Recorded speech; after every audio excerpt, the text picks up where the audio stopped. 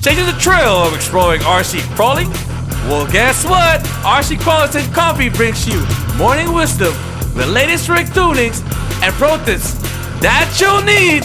So call out of bed and stick around. Hey guys, we're back again with Eric. How's it going? El Padrino. Introduce yourself, Eric. My name is Eric Ogden. I'm with R.E.S. Concepts. R.E.S. Concepts, we make the Porkbelly. Yeah. R.E.S. This is where everything began. Yeah. Let's give a little background, quick story of how we all got here.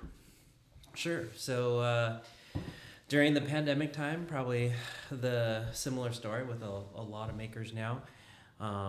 Things were closing. A lot of our tracks were shut down.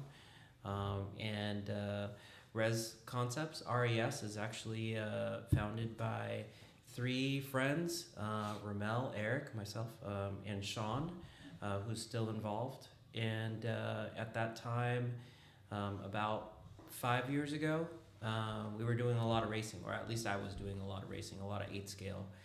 And when the pandemic hit and things were almost non-existent as far as like where you could go, Sean is actually the one that was into crawling for quite a while. So he had always wanted me to get into crawling.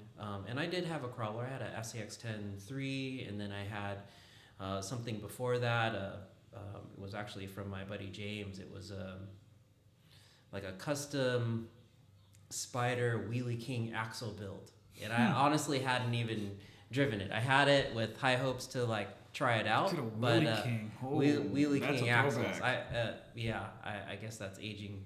That's aging the rig. But yeah, so I had that, and I had an SAX 10-3, but I never really took it out.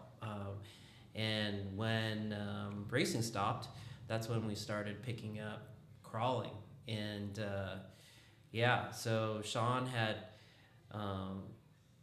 around that time built a G-Speed Element, G10 rails, V3, and then put some Element axles on there. And it was a similar build to what Big Sun had done. He was crawling. Him and our other buddy Chris were crawling with Big Sun quite a bit. So he was helping them with the G-Speed build at the time. And then went crawling with them one day. I think it was...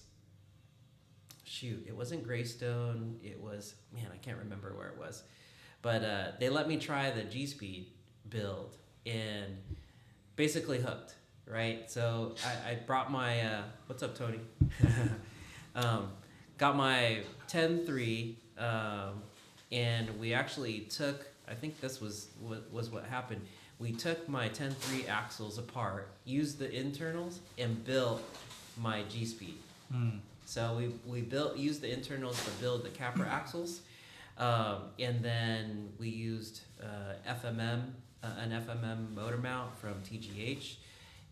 We weren't quite doing a scale build, but we were looking for front bias, and I didn't know anything at that time. Sean was the one that was really crafting the setups, so he would kind of coach me through like a build. And even today, I tell people I drive a Sean setup. Like, this is a lot of his homework, and then I'll do my minor tuning, but really for the most part, like the lightweight setup that we like, the high front bias. I mean, that's from his experience. So I've adopted a lot of that into my style of build and even style of driving. And that's going across the grain there on that style of build, because you're saying you go lightweight, and I mean, at the time, light rigs didn't crawl at the same time. And same thing with like rigidity. Everybody's about rigid chassis, heavy. Mm-hmm. Everything was just like a completely opposite of what you guys came up with. Yeah, which is crazy. Yeah. I mean, even our G-Speeds were pretty lightweight, and as soon as we got into that, and I think it didn't take long. There was about maybe 3 months with our V3s, and we were crawling at Linda Vista quite a bit, there was some things that I just really wanted.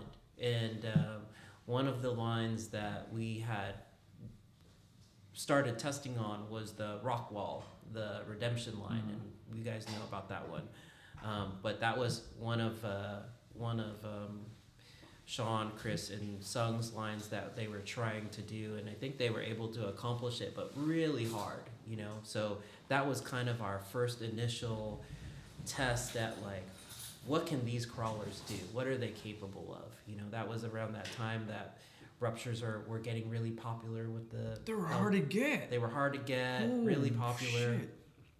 and coming from the racer world, we were actually like, we're not strangers to the lightweight setups. We before crawling, we were actually taking Mugans at the time, Mugen 8 scale buggies, and we were basically stripping them down to run indoor. So a lot of the tracks that we were going to were allowing 8 scales to run as long as you can run 2S. So you'd run a short course setup, short course truck setup, 2S battery, and then a 2S motor.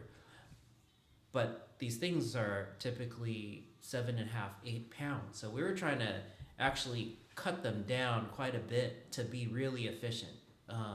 So we would do all kinds of stuff. We would do a lay down servo. Stop me if this sounds familiar. We would do a lay down servo right on the chassis. We would take the battery. We would get the battery as low as possible.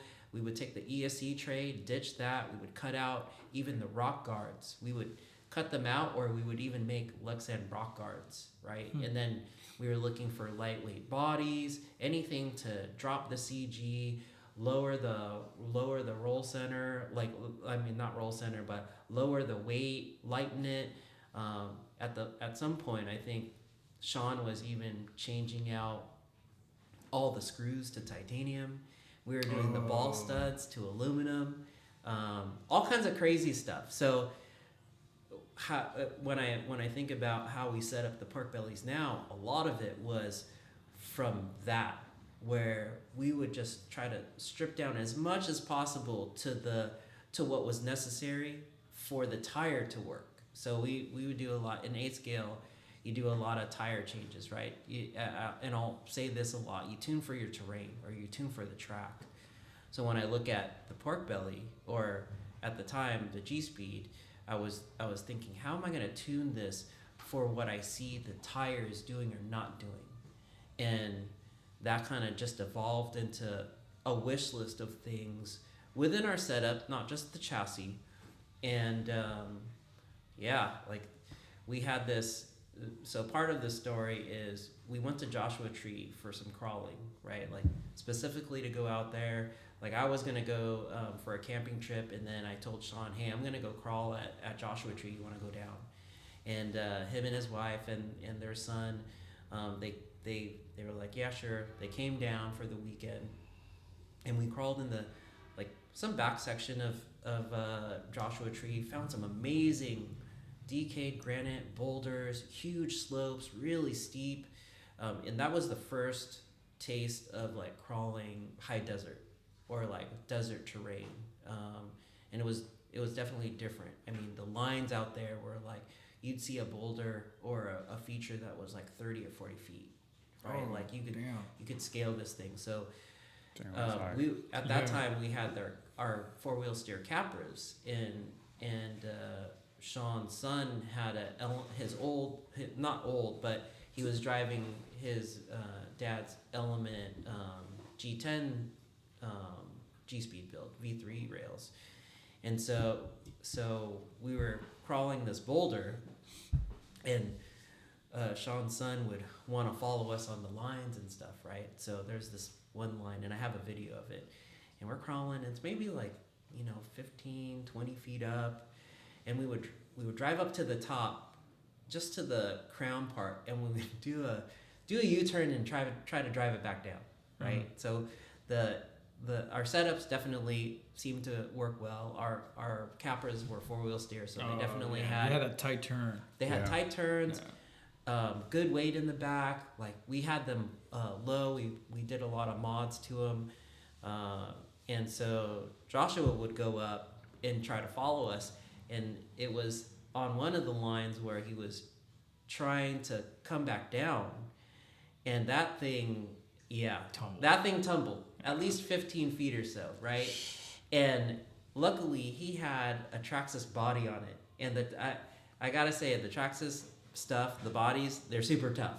Yeah. So that thing cartwheeled down the boulder, landed right on the roof, and luckily it survived. But after that, me and Sean were talking about, man, there needs to be an LCG friendly, kid friendly option out there. Like if you just want something that's durable, where you could go drive it, it's inexpensive, like it just works. But if you crash, you didn't worry about a really nice, expensive carbon fiber chassis cracking, right? And at that time, you would hear stories about carbon fiber cracking on crawlers. So as people were progressing as far as driver skill and the type of lines that they were doing. Anyways, so yeah, I remember talking to him. We were getting boba somewhere, and we were talking about the idea of like, man, if you could find a material, like a RPM part. You guys remember RPM parts? Yeah. Dude, whatever the material, like some kind of nylon or whatever it was, like a flexible material that could take impact. Like imagine if we could find something like that, called our buddy Ramel. And at that time, he was doing a lot of manufacturing for or designs for kayaks. So he had a CNC table. So we call him up, and we're asking him about this, idea. And it was around that time we were already thinking about a design for something that we could swap our parts from the G-Speed to some different design, right? Like some kind of flavor that we were looking for. And somewhere in there, we came up with this Porkbelly, in the whole, like, it felt like a flash, right, of time that we were like crawling nonstop. It was a time where we would probably crawl 3 or 4 days a week, just to like do the setup. And that was early on. That was even with our Capras. And then we would go do a meetup on the weekends. Like if Bark had a crawl at, Linda Vista or Bean Hollow or somewhere else, or the creek on Tuesday, right? So we were doing those, and then we started going to other places like Bean Hollow, Greystone, and I was starting to. I had family up in Oregon, Washington. I was even traveling up there and bringing my crawlers, and one day we started designing something with the flavor that we wanted. And it started to work. Actually, our first chassis, and I have it in the back, our first chassis was actually made out of carbon fiber that Ramel cut. I remember seeing that. Yeah, and it was thinner carbon fiber than you would typically see used for crawling. And it actually had flex. And so the story goes, a little bit of history, like we're used to tuning chassis flex not on crawlers. Like we actually do that from 8-scale buggies, from 10-scale buggies, from drift cars, and even before touring cars. Actually, when we first started really racing, we actually came from the touring car scene when Castle Hobbies was open, and doing a lot of parking lot racing. And at that time, we were driving the Yokomo YR4s, and the top plate of the Yokomo YR4 actually has it's a 2-piece design. Actually, the YR4 maybe a 3-piece. The early one, and there's a spring in the middle, and you'd actually tune the tension of the top plate. Like a coilover almost? It was a coilover on the top. Actually, one of the versions actually had like a coilover. YR4. Yeah, because you can adjust the YR4 2 could adjust the tension, right? And you could theoretically change the spring rate. Now it didn't have dampening at that time, and I think I did a version of a YR4 with a Yokomo Microshock, so I could change the dampening and the spring rate. But with that, you could change the standoffs on the top plate.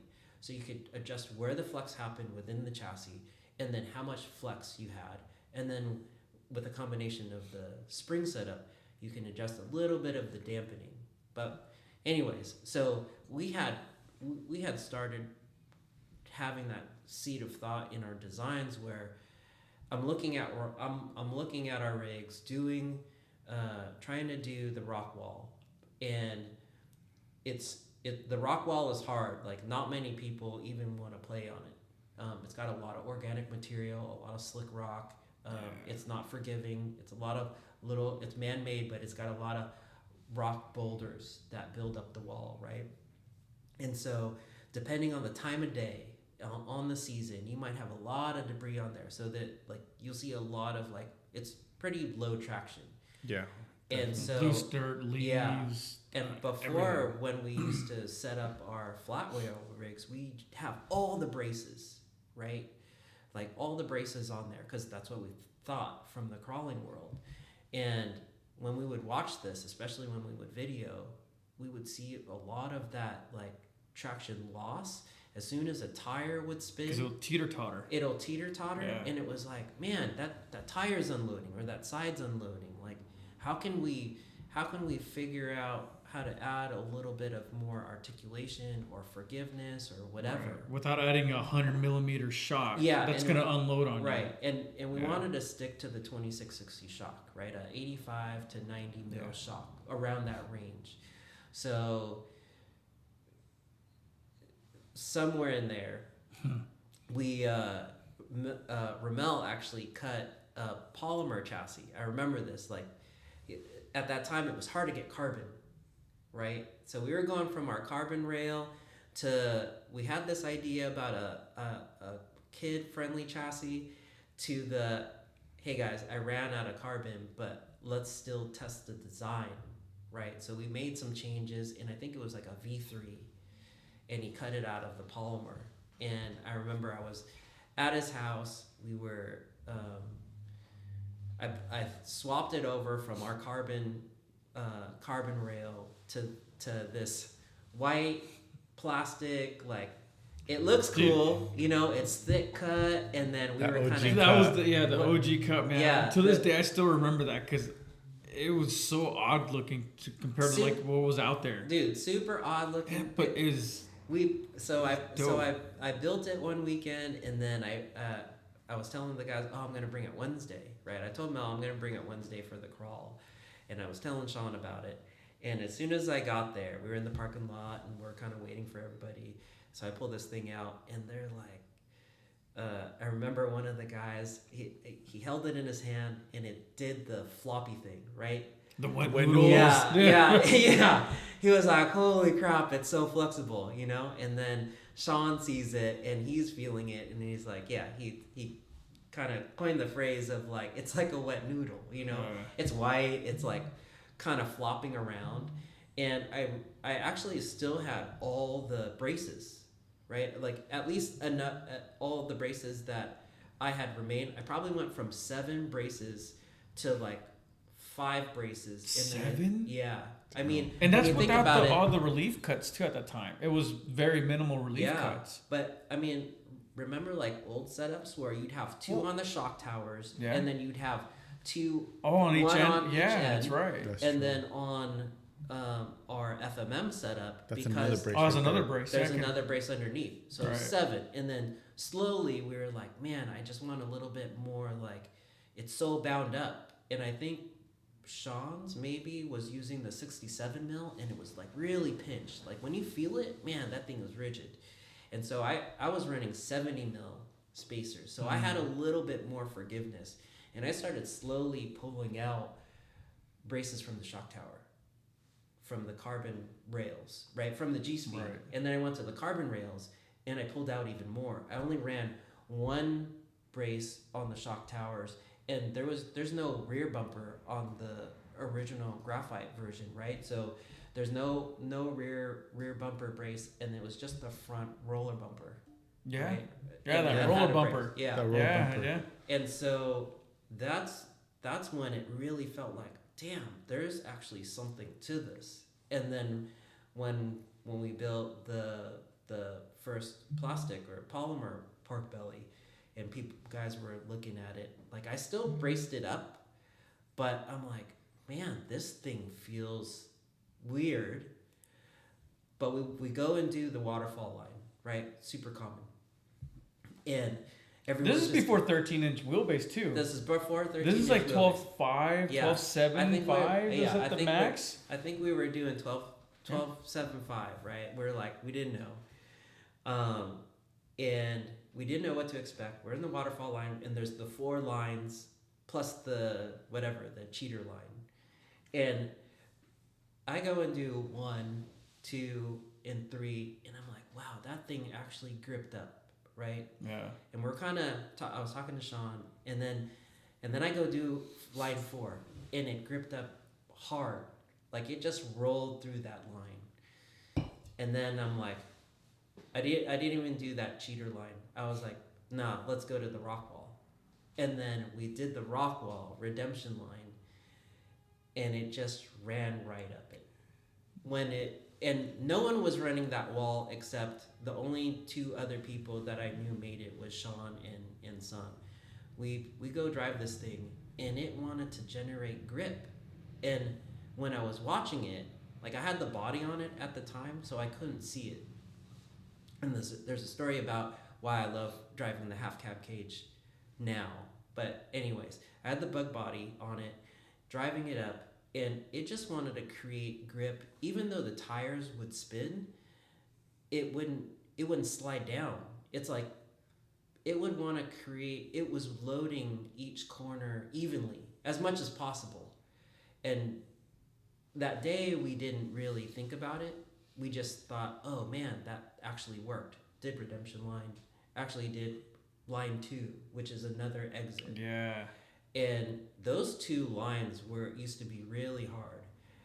And so went home, talked to the guys, and that kind of started it. You know, like, it went from the parking lot, you know, like, oh man, I don't know if that's gonna work, to holy crap, that was probably the best crawler I've ever drove.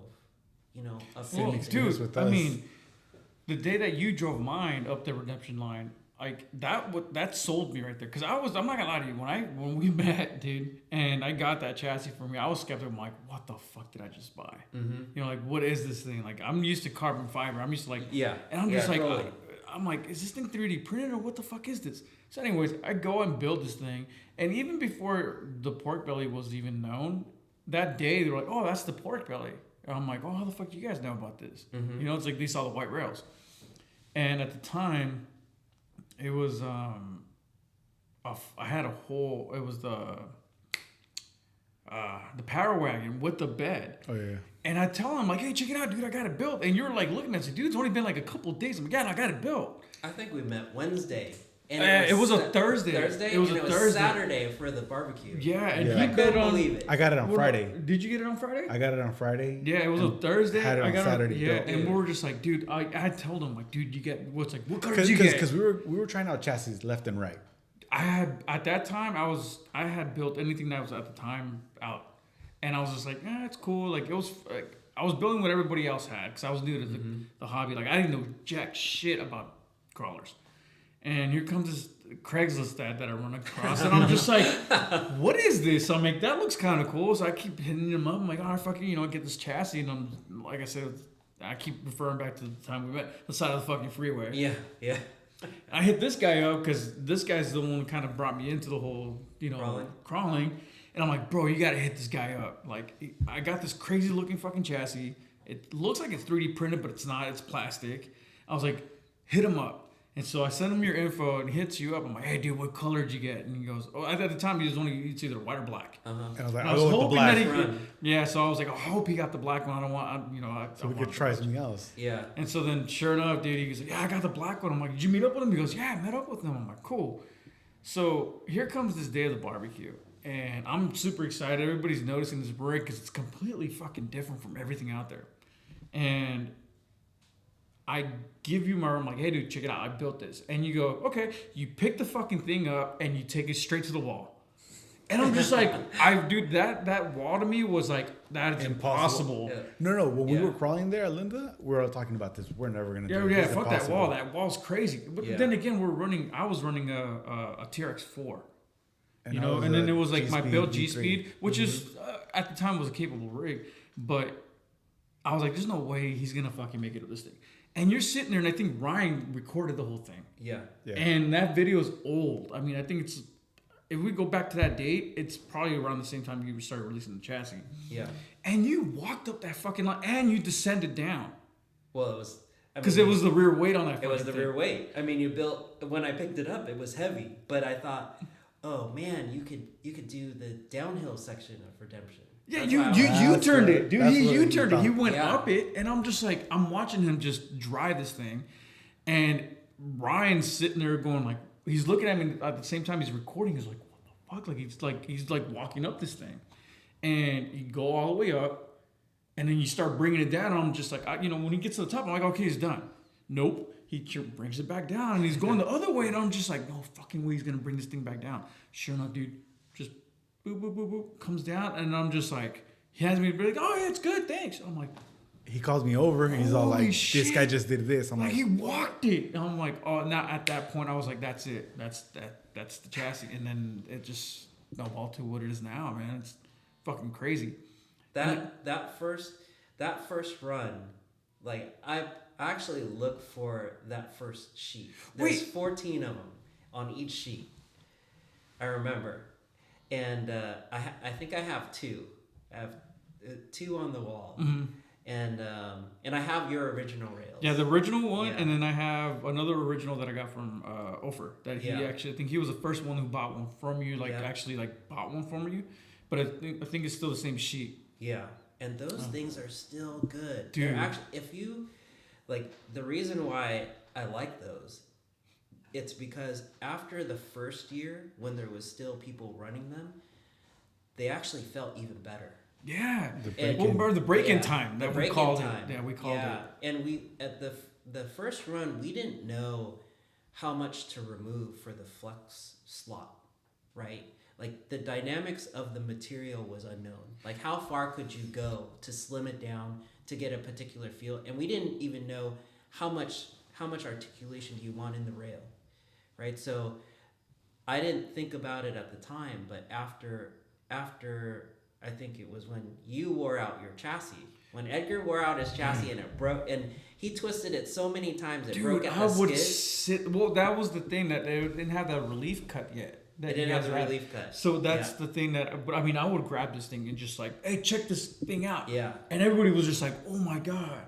But that's what made me think later on in the newer versions, like the ones that you see now, the slimming of the flex slot to get to what you had when you're feeling that, and it's just changed it. I mean, at least for me, the type of feel that you get out of these rigs, it's just unreal. It's almost like just build it. It doesn't have to have the greatest, it doesn't have the highest breakover, right?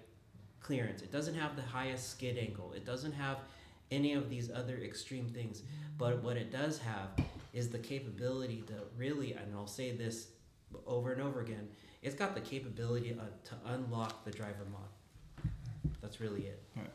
But dude, I mean, so when you drove my rig that one day at Linda Vista, you couldn't see the holes that I drilled No. that day. Because I drilled a shitload of different holes on that chassis. Just to do Oh. the different.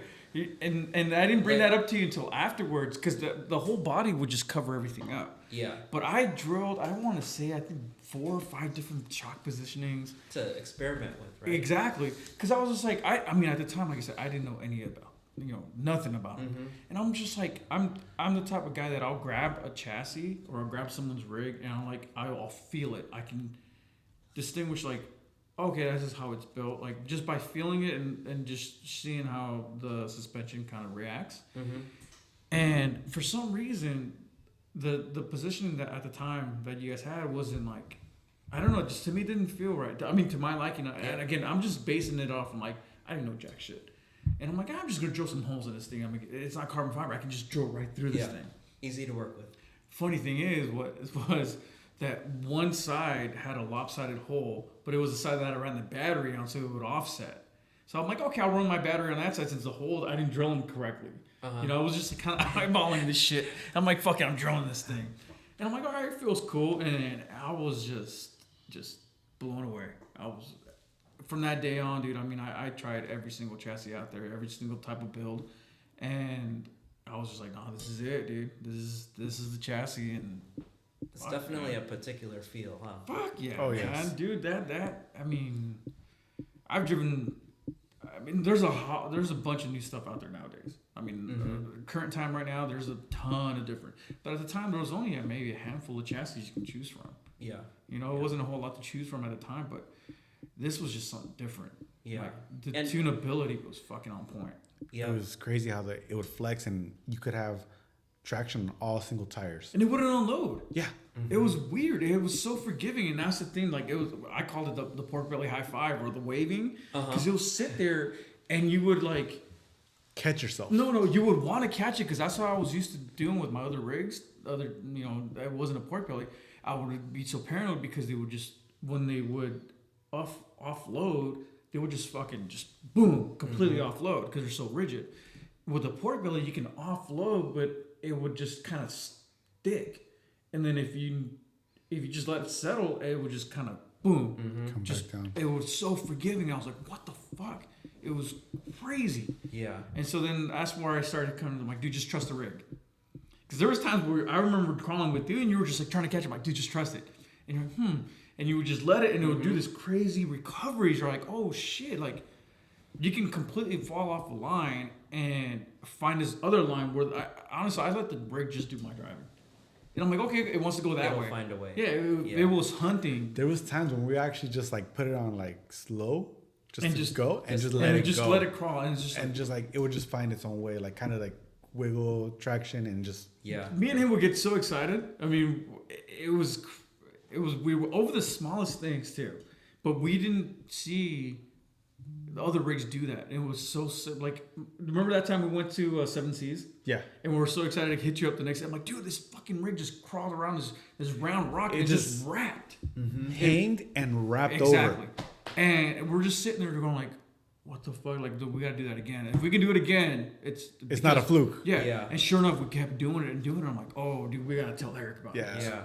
We And- didn't we didn't know at the time that like that little bit of forgiveness, right, is actually maintaining the capacity of the suspension. Like imagine if you're on uneven terrain, if you could give your 85 mil shock another 5 mil or another 10 mil of dampening or space, right? So if some of that load could be articulated in the chassis first, and then it allows for your shock to continue working. It doesn't bottom out or it doesn't fully extend. And I tell people about this too. Like as soon as you bottom out, there's no other place for that shock to go, right? It's just going to travel wherever it wants. Like you lost the dampening capability of your suspension. With this way, if you've got maybe like the terrain's 10 degrees, 15 degrees, and there's a certain amount of flux within the chassis can take some of that and still maintain the capacity of your shock. Yeah. Yeah. Now that may be maybe people don't look at suspension that way, but when I look at there's this time where I was doing a lot of hiking, and me and a friend went to Marin, right, and we went for a hike up there, and on the trail I see this lizard or salamander right on the path. And he's just And this was around the time we were still figuring out the tuning of the V7, the original cut. And I watched it. I come up to the lizard, whatever. It was cool. Checked it out. Took pictures, and then I watched it walk off, right, or slither off, and it climbed up some rocks. And right there, I was watching lizards are one of the best crawlers. Like they could crawl on a ceiling, right? Yeah. But what makes this thing so good on rocks? And what I noticed was the body of the lizard would Conform conform to the to the rock. terrain. Yeah. before it would have to really extend its legs, right? So then so it's still like, had that like, yeah. Imagine a lizard doesn't have long legs, No. right? So then I thought, man, the shocks that we're using don't have a whole lot of shock travel. And Sean had always told me, you don't need shock travel. Like, that's actually bad. You actually only want a tire's worth of travel, right? So we stuck to it. But when we were trying to figure out how to tune the flux, how to understand it, when I thought of that lizard, I was like, oh, that's what it's really doing. It's actually adjusting slightly, just enough where its legs don't have to overwork. So is that what's happening in our chassis design right now, where it doesn't have to overwork the corners, right? It's taking up some of that. And ever since then, I started removing braces. So everything works with each other. So the shock works with the chassis works with and then the axle and everything. Yep. And then we I feel like we maxed out, not maxed out, but we got to the point with the V7, which was the original Porkbelly. We wanted to do revisions, and there was a lot of talk about, can you add more skid angle? Can you do some of this? We kept bugging about that. So at some point, I don't know if I told you this before, but you told me a story about you guys were running the Reapers. Right? Yes. And they're amazing. I can't fucking stand them. I'm sorry, but I can't. They're amazing rigs. CCW, Austin, he makes an amazing product in all his line. And so it was like a lot of the community were using the Reaper chassis and talking about that skid angle. And when me and Sean were talking about it, we were like, but it's not really about the angle. Yes, it gives you clearance within the wheelbase if your geometry is the same ratio, right? This is why I talk about ratio. So if you're used to and I go quote unquote, air quotes, 60-40 base. Like everyone starts off 60-40 weight ratio, right? Yep. 60 weight front bias. But when you look at the geometry of the links, what's that ratio? It's almost that, very close. You're going plus or minus, but skid angle at that geometry, right? And maybe I have an under reaper, but when I look at it, maybe that kick in that geometry is around in that 60-40 range or just forward of it, but it gives you just enough to be noticeable. But what we were seeing with the Porkbelly and the chassis flexing was that on a breakover line, because it would flex, if you had the front axle on there, it would actually kind of twist and want to wrap around grip, the breakover. like almost like a headlock on the rock. It's like and brings you over. So I wasn't completely sold on breakover. Like I wanted to add it, but I didn't want to add it to an extreme, right, or for the wrong reason. Like if you could get over the same line with the Porkbelly that you could with the Reaper, let's not automatically throw in the angle, right? Let's figure out something else in this. What is it in the setup? And there was a point where I was getting feedback from the team, from Edgar, like, dude, it's doing all the things that this breakover geometry is doing, this Reaper is doing. And it's like, okay, what else can we do? Shock positions, right? Rolls, bro. Yeah, so should we do shock positions? Should we do this? And it took a long time before we did a different release, a different offer. Yeah. And so I think it was almost close to a year, no? Close to over a year. I think. Yeah. I was just like, dude, I'm like, come on, let's go. Yeah, you were already on your second Porkbelly.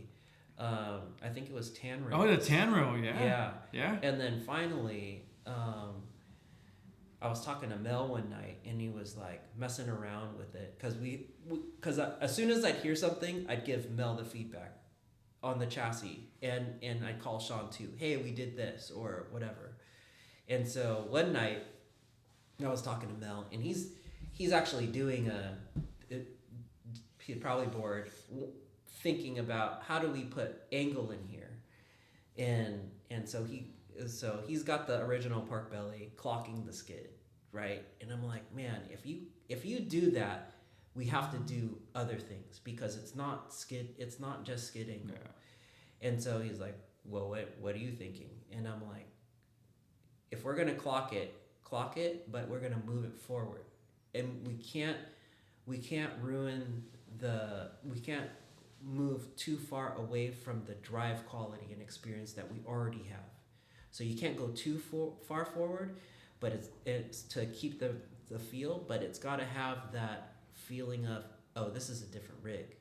So not only did we move it forward, but we moved it up in the geometry. And I talk about geometry as in also considering your wheelbase. So if you did apples to apples, you did a 13-inch rig, and a lot of us were really just building 13-inch rigs and doing it from there. Where within that, not just two-dimensional geometry, like the three-dimensional, like the height of the tires too, and the height of your shocks, the height of your weight, where are we going to relocate the skid, right? Because you're also relocating the box of your linkage, front and back. Where do those sit? So we didn't go too far. We moved it a little bit forward. I won't say how much. and we moved the... You did that before any of these other rigs. That's something kind of newish, but you guys already had that in the back burner for a while. Yeah. Because I remember seeing that chassis and I'm like, this is completely different. Yeah. And we it took us a while to release it too, because the original was just doing super well. Like, people were doing crazy things, at least for the time. But it was also really where we saw the sharing of information, just like how we go to the track. Like, if you go to any track, any community, a lot of the guys are running maybe 2, possibly 3 different buggies, and they're all sharing a lot of the setup. It's because they're doing it as a community to get faster, to get better, right? When we were doing these setups, we were doing the same thing. We were sharing where's the weight placement, how much weight distribution, how much weight do you want to build these overall. So we started sharing our setups. So like, it's still somewhere on there. Now we shared the lightweight setup, but I think later on you guys were sharing the heavier, your heavier setup, heavier balanced. Yeah, and I feel like that really started the community, at least in the Bay Area, where, oh, do you have a Juan and Edgar build, or do you have an Eric Sean build, like a lightweight that was a build? lot of things. And then you had a mix of those. Like Benton has a kind of a hybrid. Sometimes he goes a little bit up or down. Same with Troy, and it was really cool. Even Mr. Steve of Bark, he had one with the Element axles, and he had his own build. But just the sharing of that knowledge, I think, really escalated the development and performance, not just in the rigs, but the drivers. Because we would get that feedback. Like, you share info, you get feedback quickly. Oh, yes. And we would incorporate that into even the parts. So when we moved to the PBX line, right away, the adoption from the existing Porkbelly drivers, they were like, yep, I want one. And there was no break-in point at that one. There was crazy. I noticed it, but there was barely any break-in point, because that had some slimming in it, right? Because we had learned from the V7, and I would tell Sean, dude, I'm not getting full flex until like 3 months, and it was a thick cut. Yeah, right, dude. Thick cut. And that was like that whole thing we talked about, was that break-in point, and we would tell everybody that. I'm like, hey, you know what? It's like, oh, what's not doing what yours is doing? I'm like, hold on, just give it a couple months, and you just gotta drive it. Yeah, you know, it's same like thing you're as breaking, the ruptures. I was gonna say that. You gotta break them in. I love ruptures, but when they're brand new, they're just like, oh, like, it's torture, because you need to break those in and get those lugs really soft, and a brand new rupture doesn't have that. But give it like maybe 2 or 3 packs, even at Bean Hollow, just a day at Bean Hollow will break in a rupture. They'll come in. They're perfect. They'll scrub in, the carcass Everything gets soft, the inserts get softer.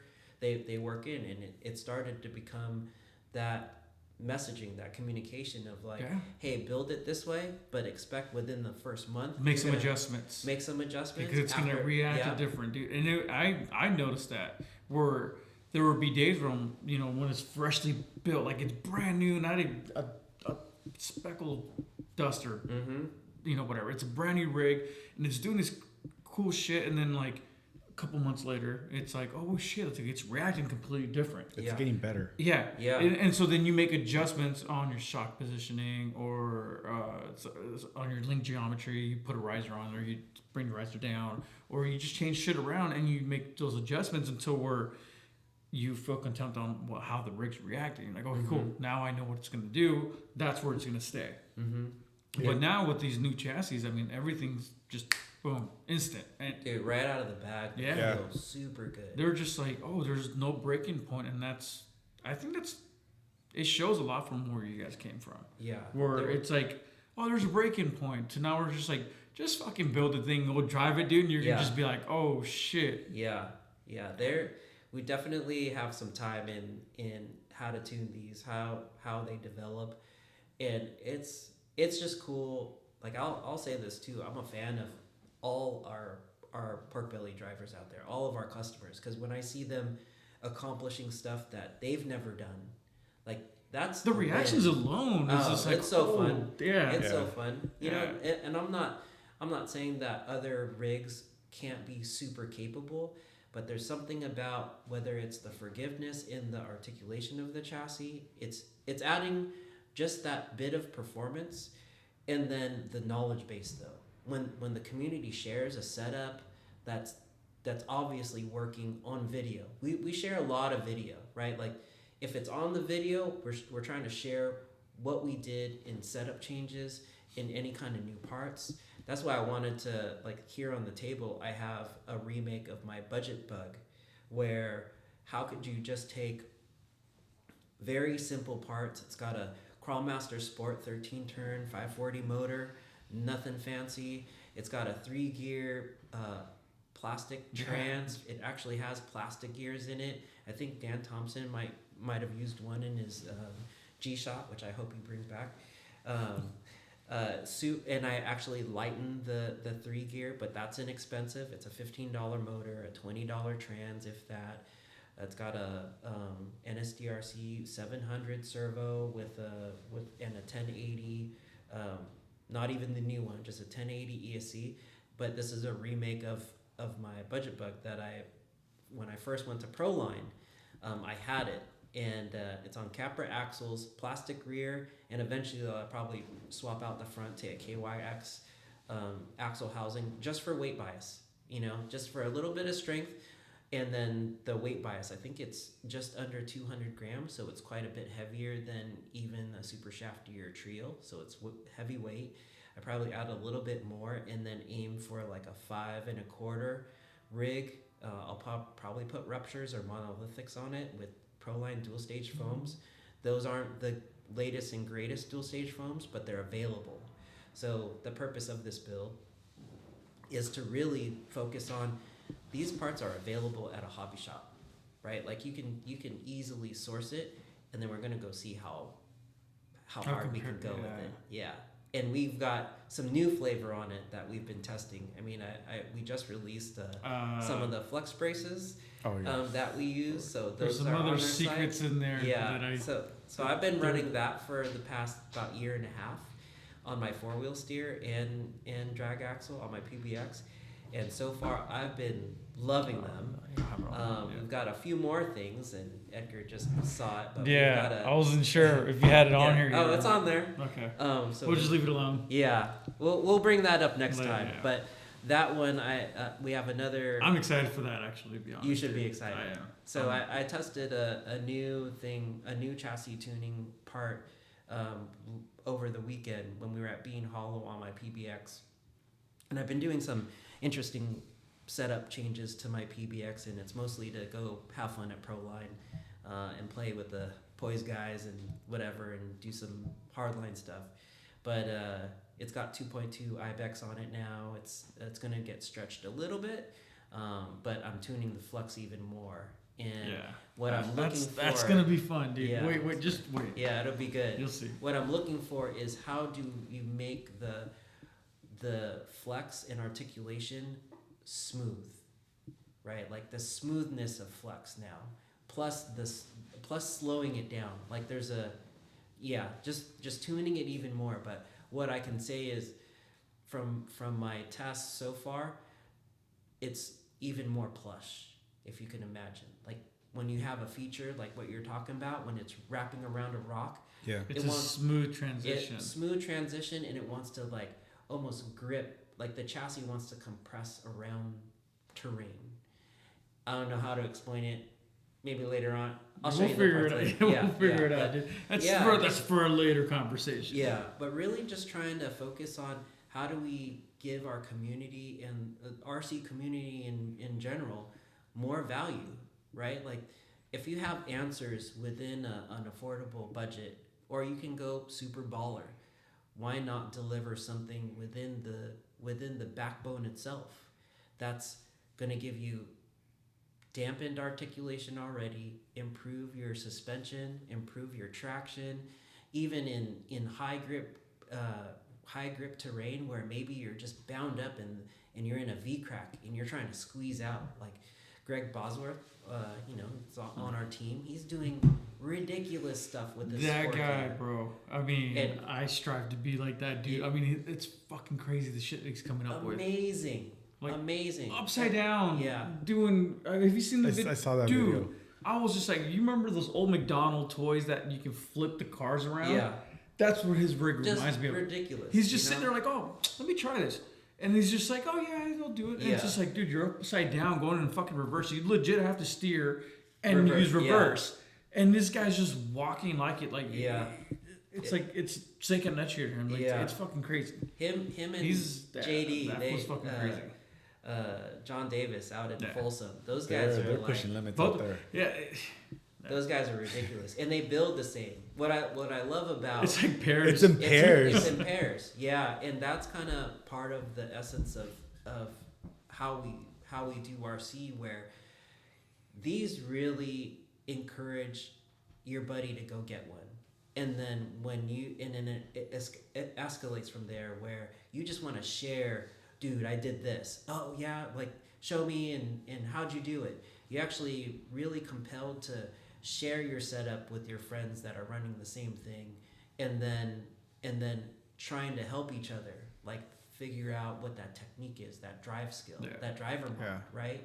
And we even have like Greg and JD, they talk about this quite a bit when we're hanging out, at least before. Like they never crawled with each other before Porkbelly, and now they're like when we had the meet here, they were like, we talk to each other almost every day about stuff, and to be able to bring a type of community that opens up, like strangers can be best friends, like that to me, I'm already used to from the track. Like I got buddies like our buddy Jerry. I've raced with him for, 14 years. Julian for about that since 2012 maybe.